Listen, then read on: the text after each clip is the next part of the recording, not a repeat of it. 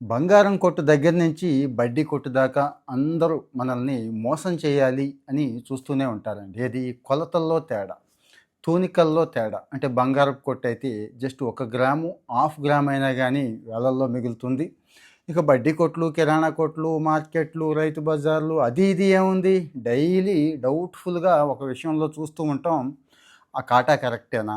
కాటా తేడాగా ఉందా? ఈ మధ్య అమెజాన్‌లో, ఫ్లిప్‌కార్ట్‌లో కాస్త దొరికేస్తున్నాయి కదండీ! 100, 50కి కూడా వేయింగ్ మెషిన్స్. మనం ఇళ్లల్లో కూడా చూసుకుంటున్నాం కదా! కానీ మోసం జరిగింది అని తెలిసినా గానీ ఏమీ చేయలేకుండా నోరు మూసుకొని ఉంటున్నారండి. ప్రశ్నించే సమాజాలు ఉన్న చోటే మార్పొస్తుంది. వాళ్ళు కూడా సెట్ అవుతారు. వాడితో గొడవెందుకులే అనుకొని గొడవ పెట్టుకోవడం మానేసేవాళ్ళు కొంతమంది. కొంతమంది అక్కడికక్కడే నిలదీసేవాళ్ళు కానీ చాలా తక్కువ మంది. నిలదీసి అడిగేవాళ్ళు తక్కువ మంది. అలా అడిగినప్పుడే మార్పొస్తుంది. మీరు ఎలాగూ నిలదీసి అడగలేరు. ఎందుకు? మధ్యతరగతి మనుషులం గదండీ! ప్రభుత్వం చూసుకోవాలి గదండీ! ప్రభుత్వం ఉంది కదా! ఆఫీసర్లు ఉన్నారు కదా! డిపార్ట్మెంట్లు ఉన్నాయి కదా! ఎందుకు అంటారేమో. ప్రభుత్వం దృష్టికి అన్నీ రావు కదండీ! ప్రభుత్వం ఎంతని చేస్తుంది. ప్రజల్లో కూడా అవగాహన ఉండాలి కదా! ప్రజల్లో కూడా ఆ పట్టనేది ఉండాలి కదా! సో, ఎవరు చెప్పినా గానీ అంటే ముఖ్యమంత్రి గారు చెప్పినా, ఏ మంత్రి గారు చెప్పినా గానీ మోసం చేయొద్దు, ప్రజలతో బాగా ఉండండనే చెప్తారు. కానీ మన వ్యాపారస్తులు కొద్దిమంది, అందరిని అంటలేదు, కొద్దిమంది మోసానికి అలవాటు పడిపోయారు. ముఖ్యంగా తూనికలు, కొలతలు. నేను మళ్ళీ గుర్తు చేస్తున్నా. అది బంగారపు షాప్ కావచ్చు, కిరాణా షాప్ కావచ్చు, వేయింగ్ అండి. కొలతేస్తూ ఉంటారు కదా! వాళ్ళు వీళ్ళు అయ్యో పాపం అని ఏమి అనుకోవద్దు. గుర్తుంచుకోండి. మోసం మోసమే.